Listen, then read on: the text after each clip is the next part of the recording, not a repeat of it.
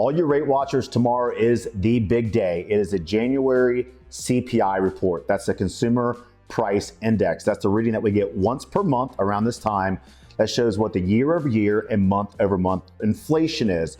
Tomorrow, the forecast is 0.3 month over month and 3.1 year over year. That means that everything is 3.1% more expensive today than it was a year ago. This is the biggest market mover. It's what the Federal Reserve is watching closely as they determine interest rate policy. So what's going to happen? That's really, really hard to predict, but I can tell you what's going to happen depending on what the numbers show. If the number comes in higher than 3.1, you would expect to see rates climb a lot. That means that the Federal Reserve is not getting inflation under control, which is one of their mandates. If it comes in at 3.1 or lower, and especially if it's lower, you would expect to see some very positive rate movement, which is what we really want. The Fed's goal is to get inflation to 2% per year, so we're getting much closer to that. A low CPI report tomorrow will indicate that we're headed in the right direction. So if you're watching rates, this is the big ticket item that you must watch. So if you're in the real estate industry, the mortgage industry, or even financial services industry, I'm curious to hear what you predict the CPI number is going to look like tomorrow, and what do you think that reaction is actually going to be?